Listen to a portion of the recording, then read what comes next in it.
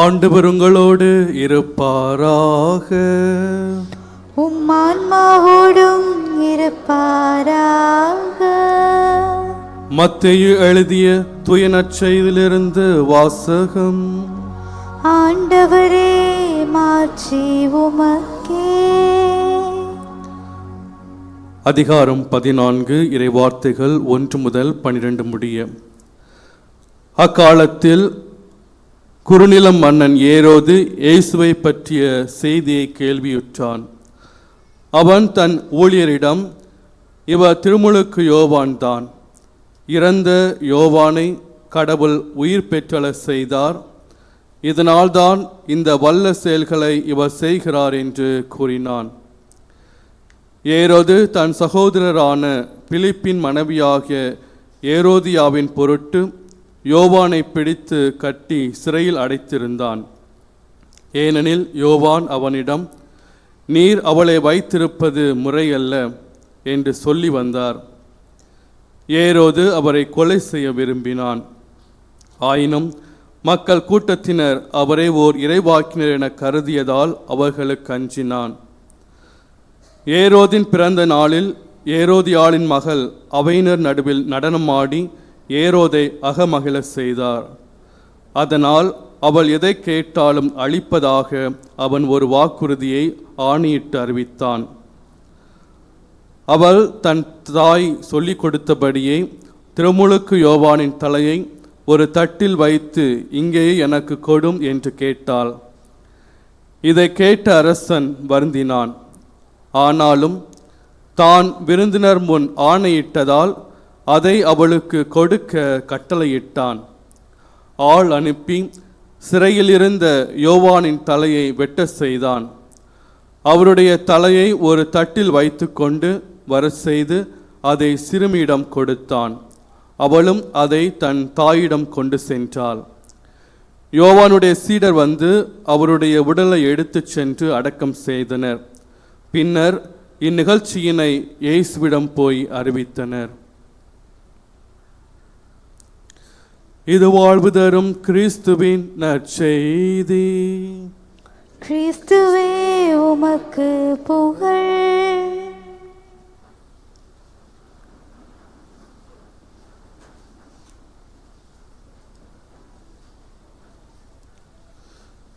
இயேசுவில் அன்புக்குரிய சகோதர சகோதரிகளே, சில ஆண்டுகளுக்கு முன்னால் அமெரிக்காவிலே ஒரு தொலைக்காட்சி நிகழ்வு, அதிலே ஒரு சிறுவனை பேட்டி எடுத்து கொண்டிருந்தார்கள்.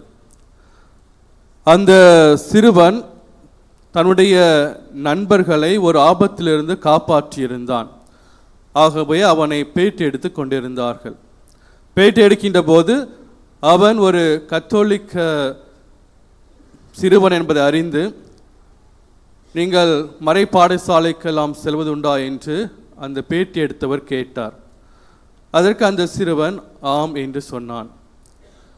உடனே அவர், நீங்கள் கடந்த வாரம் மறை பாடசாலையில் என்ன கற்றுக்கொண்டீர்கள் என்று கேட்டாராம். அதற்கு அந்த சிறுவன், கானாவூர் திருமண விழாவை பற்றி நான் தெரிந்து கொண்டேன் என்று சொன்னானாம். அந்த நிகழ்விலிருந்து நீங்கள் என்ன கற்றுக்கொண்டீர்கள் என்று அந்த பேட்டி எடுத்தவர் கேட்டார். சிறிது நேரம் யோசித்துவிட்டு அந்த சிறுவன் சொன்னானாம், இனிமேல் நாம் திருமணம் நடத்துகின்ற போது இயேசுவையும் அன்னை மரியாளையும் நம்முடைய திருமணத்திற்கு அழைக்க வேண்டும். இனிமேல் நாம் திருமணம் நடத்துகின்ற போது இயேசுவையும் அன்னை மரியாளையும் அந்த திருமணத்திற்கு அழைக்க வேண்டும் என்று சொன்னாராம். ஆம், அன்புக்குரிய சகோதர சகோதரிகளே, இந்த சிறுவன் வெகுளித்தனமாக இந்த பதிலை சொன்னாலும் கூட அது எந்த அளவுக்கு உண்மை என்பதை நாம் உணர வேண்டும். நாம் செய்யக்கூடிய எல்லா நிகழ்வுகளுக்கும் நாம் இயேசுவையும் அன்னை மரியாளையும் அழைக்க வேண்டும். அன்னை மரியாளை குறித்து திருச்சபையானது 4 மறை உண்மைகளை போதித்திருக்கின்றன. என்னெல்லாம்? அன்னை மரியாளை குறித்து 4 மறை உண்மைகள், சத்திய போதனைகள் என்னென்ன? சத்தமா சொல்லுங்க.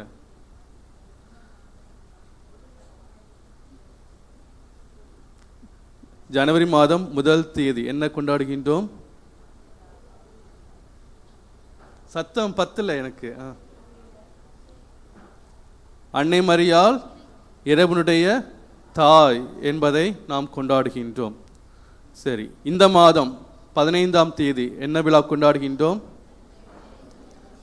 அன்னை மரியாளுடைய விண்ணேற்பை கொண்டாடுகின்றோம். டிசம்பர் மாதம் 8 என்ன கொண்டாடுகின்றோம்? அன்னை மரியாளுடைய அமல உருப்பவம். அதே போல 4வதாக அன்னை மரியாள் என்றென்றும் கன்னியானவள். அன்னை மரியாள் என்றென்றும் கன்னியானவள் என்ப உண்மையையும் மறை உண்மையும் திருச்சபையானது போதித்திருக்கின்றது. ஆகவே இந்த அன்னை மரியாளை குறித்து நாம் சிந்திக்கின்ற போது பிற கிறிஸ்தவர்கள் அல்லது பிற மதத்தினர்கள் அன்னை மரியாளை குறித்து சொல்லக்கூடியது, ஏன் நீங்கள் அவர்களுக்கு அதிக முக்கியத்துவம் கொடுக்கின்றீர்கள், ஏன் அவரை வணங்குகின்றீர்கள் என்று கேட்கின்றார்கள். நாம் அன்னை மரியாளை வணங்குகின்றோமா? என்ன செய்கின்றோம்? வணக்கம் செலுத்துகின்றோம். அன்னை மரியாளுக்கு நாம் வணக்கம் செலுத்துகின்றோம். யாரை வணங்கின்றோம்? கடவுள் ஒருவரை, மூவர் இறைவனைத்தான் நாம் வணங்குகின்றோம். எல்லா புனிதர்களுக்கும் வணக்கம் செலுத்துவது போல அன்னை மரியாளுக்கும் வணக்கம் செலுத்துகின்றோம். ஆனால் அன்னை மரியாள் எல்லாவற்றிலும் மேலும் சிறப்பான ஒரு இடத்தை பெறுகின்றார். ஏனென்றால் நாம் விவிலியத்திலே நற்செய்தியிலே பார்க்கின்றோம், கபிரியேல் வானதூதர் அன்னை மரியாளுக்கு தோன்றிய போது அவர் சொல்கின்றார், அருள்மிக பெற்றவரே வாழ்க என்று அவரை வாழ்த்துகிறதை பார்க்கின்றோம். அதே போலத்தான் எலிசபெத் அம்மாளை சந்திக்கின்ற போது அவர் பாடுகின்றார், ஆண்டவர் எனக்கு அரும் பெரும் செயல்கள் செய்துள்ளார் என்று அவர் பாடுகின்றார். அவை கடவுளுடைய பார்வையிலே அன்னை மரியாள் ஒரு சிறப்பான இடத்தை பெற்றார், அருள் நிறைய பெற்றார். அவைத்தான் அவரை கடவுளுடைய தாயாக கடவுள் அவரை தேர்ந்து கொண்டார். அவைத்தான் அவருக்கு நம்முடைய திருச்சபையிலே சிறப்பான ஒரு இடத்தை நாம் கொடுத்திருக்கின்றோம். இந்த கானாவூர் திருமணத்தை பற்றி நாம் சிந்திக்கின்ற போது, அந்த திருமணம் யூத சமூகத்திலே ஒரு 7 நாட்கள், ஒரு வாரம் போல அந்த திருமணங்கள் நடைபெறும். அப்போது பல விருந்தினர்களும் ஒவ்வொரு நாளும் வந்து கொண்டே இருப்பார்கள். அப்போது அவர்களுக்கு போதுமான, அந்த அவங்களுடைய சமூகத்திலே திராட்சை ரசம் முக்கியமான ஒரு உணவு. அவை அத்தகைய ஒரு சூழலிலே அவர்கள் பரிமாறுகின்ற போது அது போதுமானதல்லாக இல்லாமல் போய்விடுகின்றது. அப்போது அந்த நிலையை அறிந்த அன்னை மரியாள் தாமாகவே முன்வந்து அவர்களுக்கு உதவி செய்வதை நாம் பார்க்கின்றோம். தாமாகவே முன் வருகின்றார். ஒரு புதுமண தம்பதியினர் தங்களுடைய மன வாழ்க்கையை தொடங்கி இருக்கின்றார்கள். அப்போது இத்தகைய ஒரு சூழல் வருகின்ற போது, திராட்சை ரசம் இல்லை, உணவு இல்லை என்பது அந்த புதுமண தம்பதிகளுக்கு ஒரு இழுக்கான ஏளனமாக மாறிவிடும். அதை நடத்தாமல் அன்னை மரியாள் அந்த புதுமண தம்பதியரை பாதுகாப்பதை நாம் பார்க்கின்றோம். அவை இயேசுவிடம் வந்து அவர் அதை சொல்கின்றார். இயேசு கிறிஸ்து தன்னுடைய பணிவாழ்வை இன்னும் தொடங்கவில்லை. ஆயினும் அவர் சொல்கின்றார், என்னுடைய நேரம் இன்னும் வரவில்லை என்று சொல்கின்ற போது அன்னை மரியாள் சொல்கின்றார், அவர் சொல்வதைப் போல செய்யுங்கள் என்று சொல்கின்றார். அவர் கட்டாயப்படுத்தவில்லை, இயேசுவிடம் கட்டாயப்படுத்தவில்லை, அவர் சொல்வதைப் போல செய்யுங்கள் என்று இயேசுவிடம் அவர் அந்த பொறுப்பை கொடுக்கின்றார். நீர் விரும்பினால் இதை செய்யும் என்பதை மறைமுகமாக சொல்கின்றார். ஆகவே அங்கே ஒரு புதுமை நடப்பதை நாம் பார்க்கின்றோம். ஆம் அன்புக்குரியவர்களே, அன்னை மரியாள் அவரே முன்வந்து அந்த குடும்பத்துக்கு உதவியதை நாம் பார்க்கின்றோம். அதே போலத்தான் எலிசபெத் அம்மாளுடைய வாழ்க்கையிலும் பார்க்கின்றோம். கபிரியேல் வானதூதருடைய வார்த்தையை கேட்டு அவர் ஓடோடி செல்கின்றார். அந்த இடமானது பல மலைகளை தாண்டி இருக்கின்றது. அந்த கரடுமுரடான பாதையிலும் அவர் பயணம் செய்து எலிசபெத் அம்மாளை சந்தித்து அவருக்கு உதவி செய்வதை நாம் பார்க்கின்றோம். ஆம் அன்புக்குரியவர்களே, இன்றைய நாளிலே நாம் சிந்தித்து கொண்டிருக்கக்கூடிய அந்த சிந்தனை அதைத்தான் சொல்கின்றது. அன்னை மரியாள் நம்முடைய துன்ப காலத்திலே அவர் உடனிருந்து நம்மை பாதுகாக்கின்றார், பராமரிக்கின்றார், உதவி செய்கின்றார். அன்னை மரியாள் நம் அனைவருக்குமே ஒரு சீடராக, முன்மாதிரியான ஒரு சீடராக இருக்கின்றார். யோவான் நற்செய்தியிலே பார்க்கின்றோம். யோவான் நற்செய்தியாளர் ஒரு சீடர் என்பவர் யார் என்பதை பற்றி சொல்கின்ற போது அவர் சொல்கின்றார், ஒரு சீடர் என்பவர் கடவுளுடைய வார்த்தையை கேட்கக்கூடியவராக இருப்பார். அந்த வார்த்தையை கேட்டு பிறரை அன்பு செய்யக்கூடியவராக இருப்பார். அதே போல பெற்றுக்கொண்ட அந்த வார்த்தையை பிறருக்கு அறிவிக்கக்கூடியவராக இருப்பார். இறுதியிலே கனி கொடுக்கக்கூடியவராக இருப்பார். இதுதான் ஒரு சீடருக்கான அடையாளங்கள். எதெல்லாம்? முதல்ல கடவுளுடைய வார்த்தையை கேட்டல், இரண்டாவதாக பிறரை அன்பு செய்தல், அன்பு செயல்கள் செய்தல், மூன்றாவதாக பிறருக்கு போய் அறிவித்தல், நற்செய்தியை அறிவித்தல், நான்காவதாக கனி கொடுக்கக்கூடியவர்கள். இதுதான் யோவான் நற்செய்தியாளர் சொல்லக்கூடிய சீடத்துவம். இங்கே அன்னை மரியாள் இயேசுனுடைய முதன்மை சீடராக இருக்கின்றார். அவர் கடவுளுடைய வார்த்தையை கேட்டார். கப்ரியேல் வானதூதர் சொல்கின்ற போது கடவுளுடைய வார்த்தையை கேட்டார். எலிசபெத் அம்மாளை போய் சந்தித்து அவரை அன்பு செய்ததை பார்க்கின்றோம். அதே போல தான் பெற்றுக்கொண்ட அந்த இறைவார்த்தையை அறிவிக்கக்கூடியவராக இருக்கின்றார், கனி கொடுக்கக்கூடியவராக அன்னை மரியாள் இருக்கின்றார். ஆகவே இயேசு கிறிஸ்துனுடைய சீடராக அழைக்கப்பட்டிருக்கூடிய நாமும் அன்னை மரியாளும் காணப்பட்ட இந்த நற்பண்புகளை நாம் கொண்டிருக்க வேண்டும். நாம் நம்முடைய வாழ்க்கையிலே நாம் பல மறைவுரைகளை கேட்கின்றோம், தியானங்களை ஏற்கின்றோம். அதை நாம் இனிமேல் நான் நன்றாக வாழ வேண்டும், ஒரு கிறிஸ்தவ வாழ வேண்டும் என்று நினைக்கின்றோம். அதற்கான முயற்சிகள், திட்டமிடுதல் இருக்கின்றன. ஆனால் அவை எவ்வாறு நாம் செயல்படுத்துகின்றோம் என்று நாம் சிந்தித்து பார்க்க வேண்டும். ஒரு முறை ஒரு முதியவர் ஒரு ரோட்டோரமாக நடந்து போய்கொண்டே இருந்தாராம். அப்போது அவர் பார்க்கின்றார், அங்கே சிலர் வேலை செய்து கொண்டிருந்தார்கள். அவங்க என்ன வேலை செஞ்சுட்டு இருந்தாங்கன்னா, 2 பேர். ஒருத்தர் என்ன பண்ணார்னா குழி தோண்டிட்டு இருந்தார். குழி தோண்டி மண்ணெல்லாத்தையும் வெளியே போட்டாராம். இன்னொருத்தர் என்ன பண்ணார்னா அந்த குழியை மூடிட்டு வந்தாராம். என்னது? ஒருத்தர் குழி தோண்டினாராம், இன்னொருத்தர் அந்த குழியை மூடிட்டு வந்தாராம். இவருக்கு ஒரே அதிர்ச்சியாக இருந்துச்சு, என்னடா வித்தியாசமாக இருக்குது. போய் கேட்டார், என்ன பண்ணுறீங்கன்னு. அது அரசாங்க வேலை செய்கிறோம். என்ன வேலை? அரசாங்க வேலை. என்ன அரசாங்க வேலை இது? அது மரம் நடணும். என்னது? ரோட்டோரத்தில் மரக்கன்றுகளை நடணுமா. நாங்கள் 3 பேர் வேலைக்கு வந்தோம். அதாவது ஒருத்தர் என்ன பண்ணணும்னா குழியை தோண்டணும், 2வது ஒருத்தர் அதில் மரக்கன்றை வைக்கணும், 3வது உள்ளவர் மண்ணை போட்டு மூடணும். அந்த 2வது வேலை செய்யக்கூடியவர் வரல அப்படி சொன்னாராம். இதான் அரசாங்க வேலைன்னு சொன்னாங்களாம். அதாவது எல்லாம் திட்டமிடுறாங்க, ஆனால் செயல்படுத்துகின்ற போது அது சரியாக செயல்முறைப்படுத்தப்படுவதில்லை. அதே போலத்தான் நம்முடைய வாழ்க்கையில் நம்ம இது செய்யணும் அது செய்யணும்னு சொல்லிட்டு பல்வேறு திட்டங்கள்லாம் போடுறோம் இல்லையா? அதை நாம் தொடர்ந்து எப்படி செயல்படுத்துகின்றோம், வாழ்ந்து காட்டுகின்றோம் என்று சிந்தித்து பார்க்க வேண்டும். ஆகவே நம்முடைய திட்டங்கள், நம்முடைய செயல்பாடுகள், தீர்மானங்களை நாம் முழுமையாக உணர்ந்து செயல்படுத்த வேண்டும். வெறும் மனதினால் வார்த்தையால் மட்டுமல்லாமல் அதை நாம் முழுமையாக செயல்படுத்த வேண்டும். அதைத்தான் அன்னை மரியாளுடைய வாழ்க்கையிலும் நாம் பார்க்கின்றோம். அன்னை மரியாள் கடவுளால் தேர்ந்து கொள்ளப்பட்டார். இயேசு கிறிஸ்துடைய பிறப்பிலிருந்து இறப்பு வரை அவரோடு உடனிருந்தார், பயணித்தார். அதைத்தான் யோவான் நற்செய்தியினுடைய அவருடைய முதல் புதுமை இந்த காணவர் திருமணம். அதே போல இயேசு கிறிஸ்துவு அந்த இறக்கின்ற தருவாயிலும் அவருடைய அந்த சிலுவை அடியிலே அவர் நின்று கொண்டிருந்தார். அவைத்தான் இயேசு கிறிஸ்து நம்மை அனைவரும் அவருடைய பிள்ளைகளாகவும் அன்னை மரியாளை நம்முடைய தாயாகவும் நமக்கு கொடுத்ததை நாம் பார்க்கின்றோம். அது மட்டுமல்ல, இயேசு கிறிஸ்துனுடைய விண்ணேற்றத்திற்கு பிறகும் அன்னை மரியாள் அந்த கிறிஸ்தவர்களோடு அவர் பயணித்ததை நாம் பார்க்கின்றோம். அதைத்தான் திருத்துதர் பணிகள் நூலிலே நாம் பார்க்கின்றோம். அவர் திருத்துதர்களோடு ஒன்றாக அவர் ஜெபித்ததை பார்க்கின்றோம்.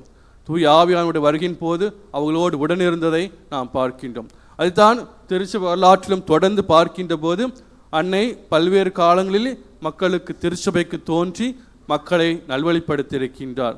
குவாதோலிப்பே, லூர்து, ஃபாத்திமா, லாஸ்தலேத் என்று பல்வேறு நகரங்களே, வேளாங்கண்ணி என்று பல காலகட்டங்களிலே உலகினுடைய தேவைக்கேற்ப மக்களை மனம் மாற்ற, தீய வழியிலிருந்து மனம் மாறி இயேசு கிறிஸ்துவுடைய போதனைகளை கேட்க வேண்டும் என்று அவர் தோன்றி அறிவித்திருக்கின்றார். அவை அன்னை மரியாள் எப்போதும் திருச்சபையை அன்பு செய்திருக்கின்றார். அதற்காக இறைவனிடம் தொடர்ந்து பரிந்து பேசியிருக்கின்றார். அவைத்தான் 2ஆம் வத்திக்கான் சங்கம் பல்வேறு ஏடுகளை அதன் முடிவிலே அறிவித்த போது திருச்சபை என்ற ஒரு கோட்பாடு, அதிலே 8வது அதிகாரத்தை முழுமையாக அன்னை மரியாளுக்கு என்று ஒப்பு கொடுத்திருந்தார். திருச்சபையினுடைய வாழ்விலே, வரலாற்றிலே அன்னை மரியாளுக்கும் ஒரு இடம் இருக்கின்றது என்பதை அது வெளிக்காட்டியது. ஆகவே அன்னை மரியாள் நம் அன்னுடைய வாழ்விலும் ஒரு அங்கமாக இருக்கின்றார். அதை நாம் உணர்ந்து கொள்ள வேண்டும். அன்னை மரியாளுடைய நாங்கள் செமினரில் இருக்கும்போது எங்களுடைய ப்ரொஃபஸர் சொன்னார். அவர் ஒரு நாள் ஆலயத்தில் இருக்கின்ற போது ஒரு பெண்மணி அந்த ஆலயத்தில் இருந்த எல்லா சுரூபங்கள் முன்னாடியும் போய் வணக்கம் செலுத்திட்டு மெழுகுத்திரி கொளுத்து வச்சுட்டு வந்தாங்களாம். அப்போ அங்கே வேளாங்கண்ணி மாதா, லூர்து மாதா, ஃபாத்திமா மாதான்னு சொல்லிட்டு நிறைய சுரூபங்கள்லாம் இருந்துச்சு. எல்லா சுரூபங்களுக்கு முன்னாடியும் போய் மெழுகுத்திரி கொளுத்து வச்சுட்டு வந்தாங்களாம். முடிச்சுட்டு அந்த அம்மா வெளியே வரும்போது இந்த ஃபாதர் கேட்டாராம், என்னம்மா எல்லா சுரூபங்கள் முன்னாடியும், இது எனது ஃபாத்திமா மாதா, இது லூர்து மாதா, அங்கே வேளாங்கண்ணி மாதா, எல்லா மாதாங்கள் முன்னாடியும் மெழுகுத்திரி கொளுத்து வச்சுட்டு வந்தீங்களே என்னன்னு கேட்டாங்க. அது நான் ஒரு இந்து பெண்மணின்னு சொன்னாங்களாம். சரி, அதுக்கு என்ன, இந்த அம்மா வேளாங்கண்ணி மாதாட்ட நான் ஒரு மண்டாட்டு வச்சேன், அவங்க கேட்கலைன்னா அவங்க தங்கச்சி லூர்து மாதா கேட்பாங்க அப்படின்னு சொன்னாங்களாம். அது ஒரு இந்து பெண்மணி அவங்களுக்கு புரிதல் இல்லாமல் சொல்கிறாங்க.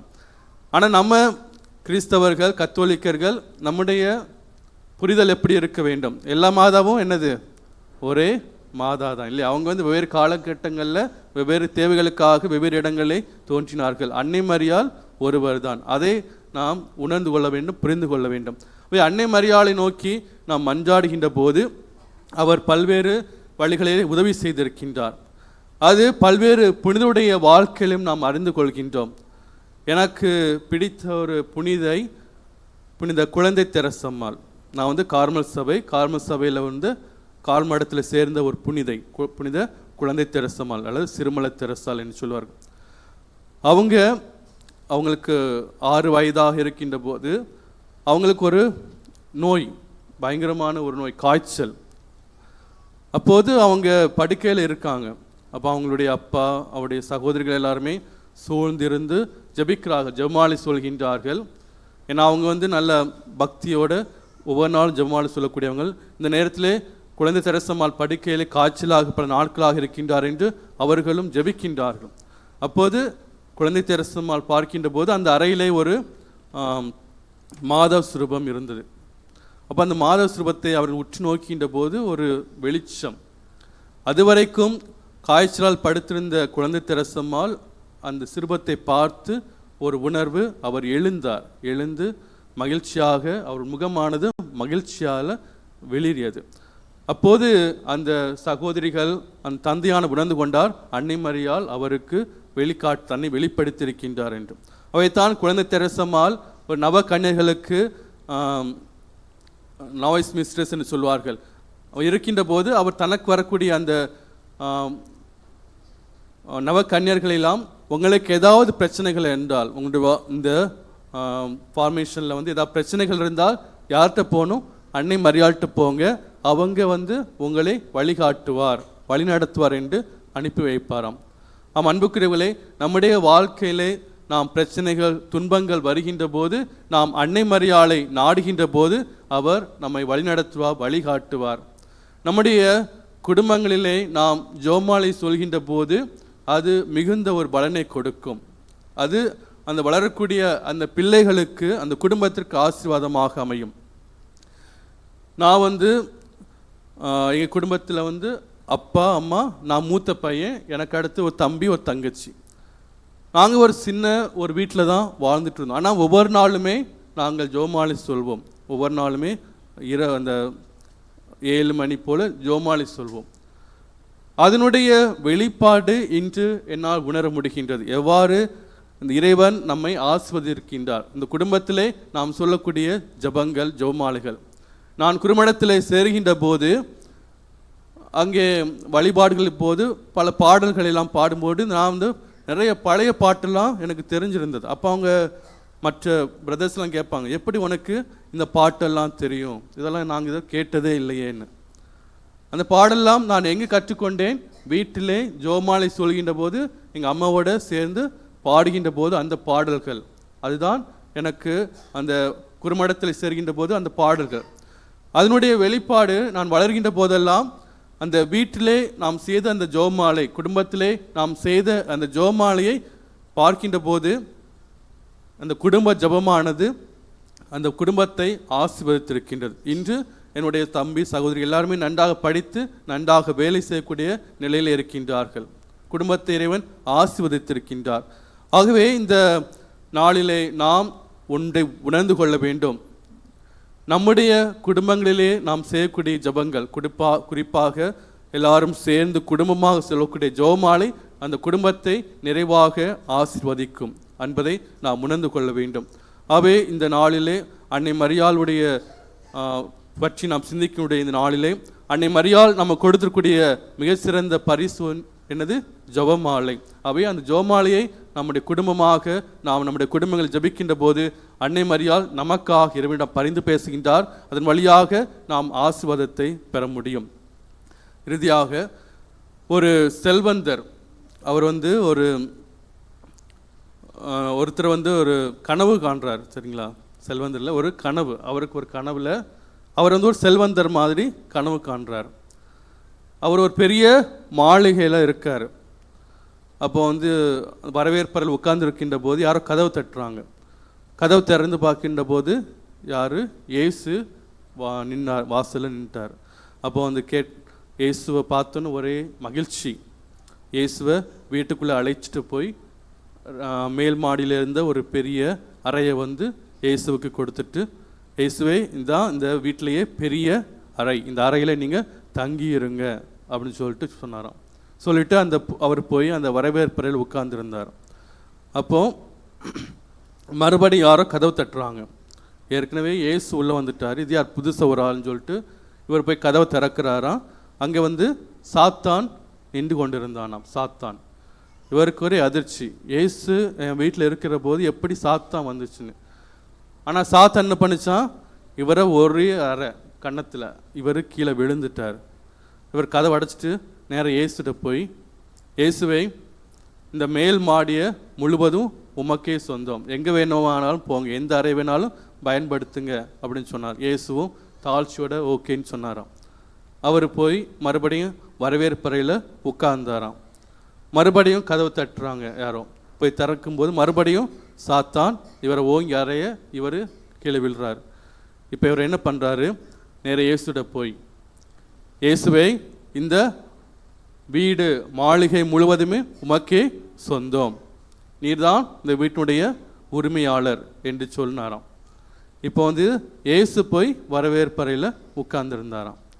இப்போ வந்து மறுபடியும் கதவு தட்டப்படுறது. இயேசு போய் கதவு திறக்கிறார்.